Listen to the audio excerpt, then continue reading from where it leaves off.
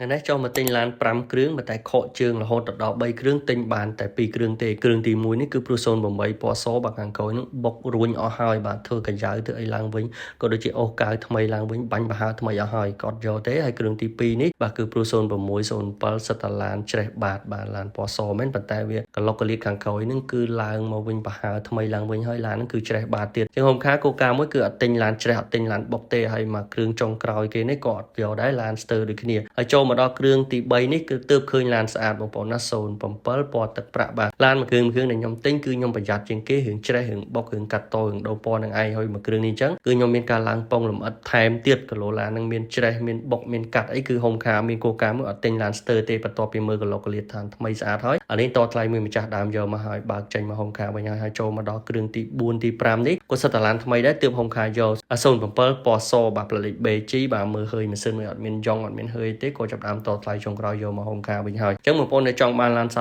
អាតៗរកស៊ីច្បាស់លាស់ជាមួយព្រោះកាន់តែឡានថ្មីបងប្អូនអញ្ជើញមកមើលហុំខាខ្ញុំធានាជូនតែអត់ខំម្ដងទេនេះជាមូលហេតុដែលខ្ញុំតែប្រាប់បងប្អូនថាយើងចំណាយលុយរាប់ម៉ឺនដើម្បីទៅទិញឡានមួយដែលជិះស្រួលអញ្ចឹងបងប្អូនកុំភ្លេចស៊ើបមើលប្រវត្តិក្រាស់មែនទែនព្រោះឥឡូវមានអ្នករកស៊ីស្មោះត្រង់អ្នករកស៊ីមិនស្មោះត្រង់មកមានច្រើនមែនទែនកន្លុកកលៀតនៅពេញបងប្អូនតែដឹងឲ្យហើយមុននឹងទិញយកលុយរាប់ម៉ឺនទៅវិនិយោគទៅទិញឡានមួយគឺបងប្អូនគួរតែស៊ើបមើលក្រាស់ឲ្យច្បាស់លាស់មែនទែនបើគេកាន់ឡានស្អាតបងប្អូនចាំទិញអញ្ចឹងបងប្អូនដែលចង់បានអ្នករកស៊ីច្បាស់លាស់ជាមួយព្រោះច្បាស់លាស់ជាមួយនឹងឡានស្អាតបងប្អូនអាចអញ្ជើញមកមើលនៅហុំខាបាន